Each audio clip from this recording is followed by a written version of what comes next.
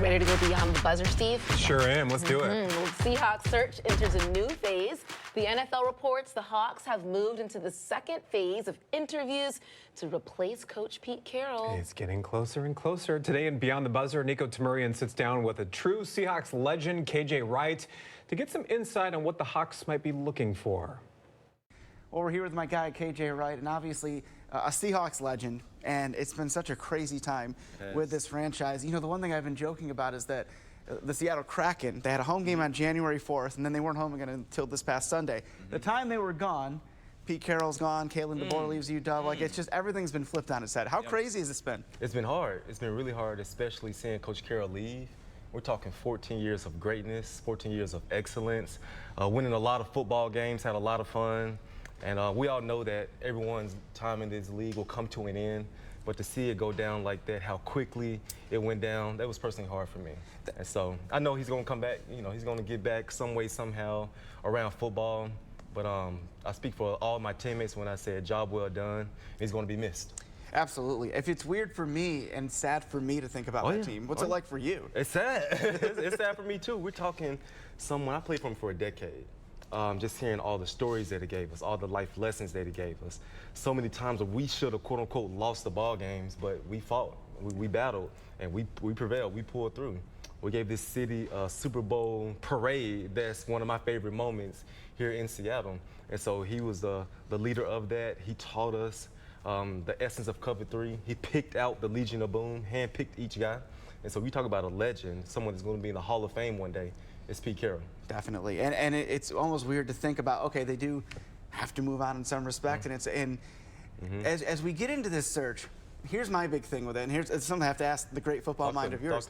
So you've got this, roster, as you mentioned, handpicked by Pete, not the Legion of Boom days, obviously, but it's still that defensive first mentality, run and stop and run, everything that Pete did so great. And it was a 9-8 team. Like, it's not like we're talking about some team that went 4-13 or something. So everything's there. If you're John Schneider in that front office, do you try to build on that, find another coach in the defensive mold, or do you go this late NFL trend with these young offensive minds doing their thing? Defensive coordinator, offensive coordinator, I do not care which one it is. Give me a leader in this building. Give me someone that knows how to build a culture, someone that knows who they are as a person and what their philosophy is. And so there's a lot of great candidates out there. I'm a fan of Ben Johnson. Obviously, Dan Quinn is my guy. Mike McDonald of the Baltimore Ravens is a fantastic candidate as well. And so he has a lot of options to choose from, but it's hard to recreate this Coach Carroll culture. It's impossible. It's impossible to recreate it. So bring in someone that has their own style, knows who they are, and let's go forward in 2024. Yeah, and again, I know we keep talking about how different it's going to be without Pete and everything like that, but, whoever they hire, what is going to be the biggest challenge as they come in? All right, I may get in trouble with this, but I saw with this football team, we have got to tighten up the discipline. Got to tighten up the discipline. This team is so talented, just full of just Pro Bowlers, all pro. Like, I really love this roster. But let's just get back to just doing the little things right. Let's get back to focusing on football. Eliminate distractions. It's already hard enough to beat the Niners. It's hard enough to beat the Rams. When you have your own stuff that you're dealing with as a football team, it's pretty much impossible, Niko. Right. It's pretty much impossible. So come in, instill some discipline. Let's have some fun. Let's have some structure from head coaches, assistant coaches. And so I'm really excited for John Schneider to be the one that's in control. He's earned the right to do just that. And it's going to be fun to see what direction he goes. You can almost see the look on John's face. Like, it was like this reality setting, and like, oh gosh, Pete's not here. But I imagine in some respects, he has this opportunity. We know they're being thorough. Yeah. 10 interviews and all that good stuff. What does that say to you, the thorough nature of this search? Hey, do your homework. You have to do your homework. You have to get information from other coaches, because who knows, down the line, an opportunity may present itself where you have to bring this coach in on your coaching staff. And so I just love that John Schneider is going to be the guy.